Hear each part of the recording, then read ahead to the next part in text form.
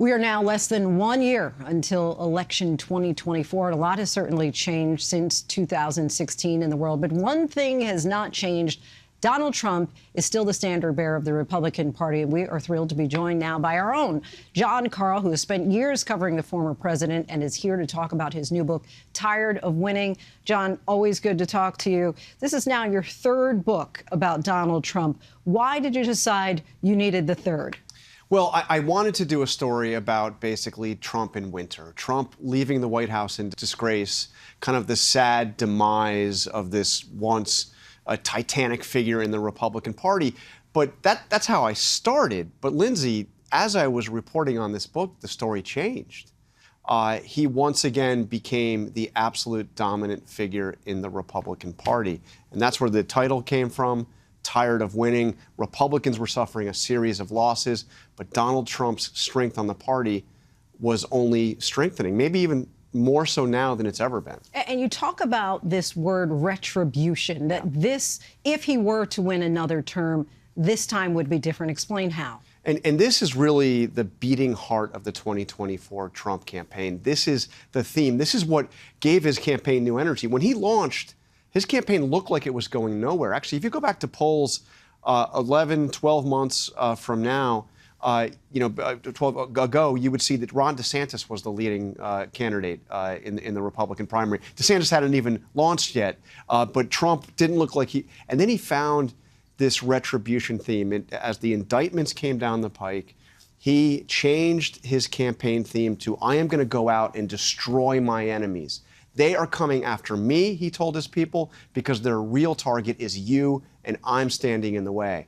And he played a victim and vowed vengeance. Come retribution is really the slogan of this campaign. And the idea that he thought he could be reinstated, you talk about that in depth in the book, that after the election was well over, that Biden had already become officially president, and he's thinking, no, it's going to change. Yeah, and this is why I think this book is by far the most important of my books on him.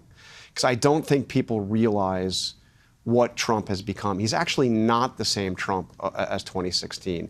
He is more unrestrained, more divorced from reality, more bent on doing what he thinks will exalt himself without any restraints. The guardrails are gone. So this idea that he could be reinstated as president was something that I was tracking in the months after he left the White House. It was on the fringes of like QAnon and the far-right conspiracy theorists.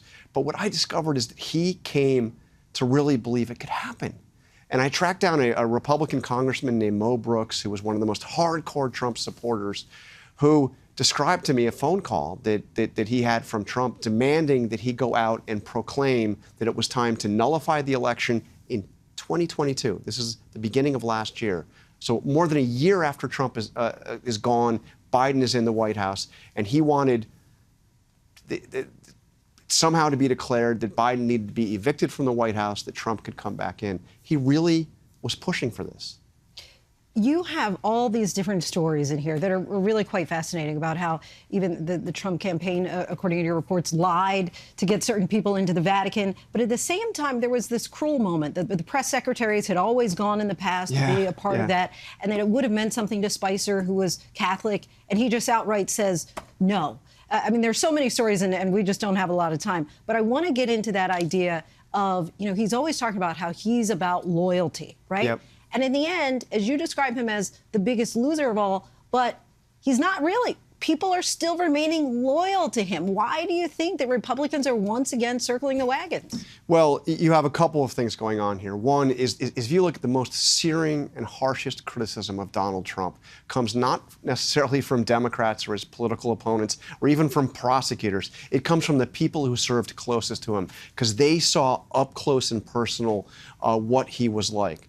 The incident at the Vatican is something that is truly mind-blowing because he cruelly takes his press secretary, Sean Spicer, perhaps the most devout Catholic on his staff, and says, you're not going, for no other reason than to just make him feel minimized. But then there's this lying that goes on, and the others around, nobody really rallies to Sean's defense, and people sneak into the event. It was, truly revealing of the viper's nest that White House became, especially towards the end. Really revelatory. That's my one word for it. Tired Winning, now available wherever books are sold. Jonathan Karl, always appreciate talking to you. Thank you, Linsey.